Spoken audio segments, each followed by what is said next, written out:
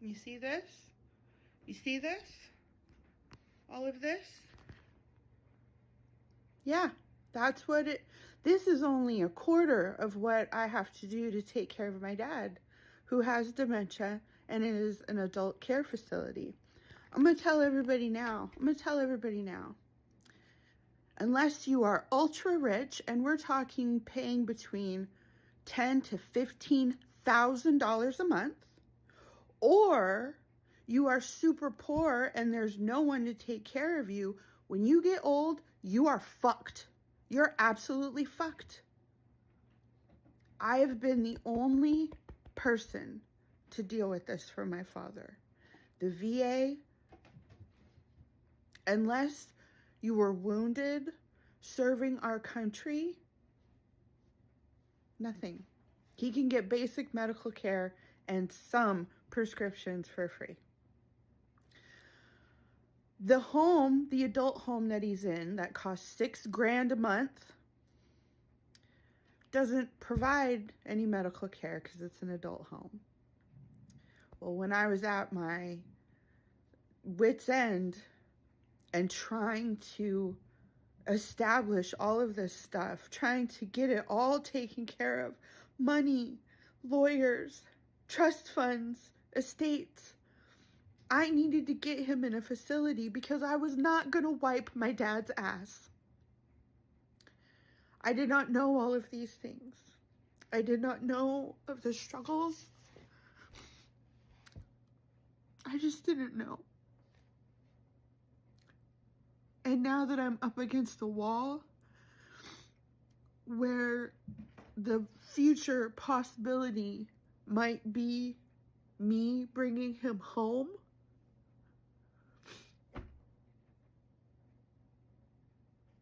I'll tell you now, if I were to keel over, if you're having any thoughts of harming yourself, you need, please, to seek medical attention. I am. Don't worry. But dying of diabetes wouldn't seem so bad, given that this is what you have to do, and you have to have someone who can do it for you if you're not able to. It's absolutely ridiculous. I'll share more of my story. Maybe it'll help somebody. I don't know. But right now, today, we are fucked.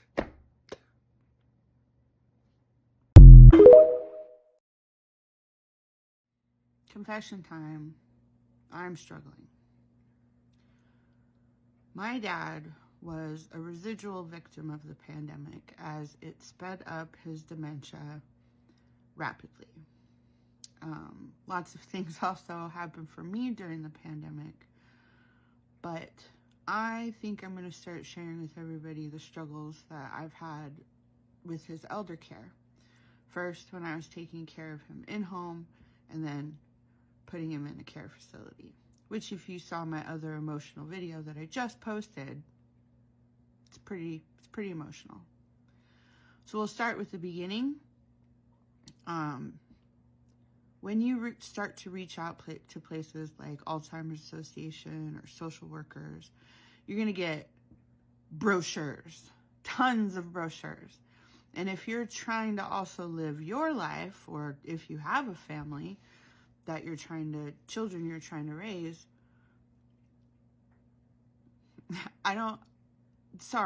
in the age that we live in, I don't have time to read through a bunch of brochures when I'm trying to take care of myself and struggling through a pandemic. So I'll give you one piece of advice today, and then continue with things that I've seen, come up with, heard, so you don't have to read all the brochures. They're fine, but we went to the VA, I got a stack of brochures this thick. I ain't got time for that. I really don't. I wish I did, but I don't. So my piece of advice that I give to you right now is, if your parents or your loved ones are coherent, that number one, you get a power of attorney. Number two, you have a medical directive. Just do those two things.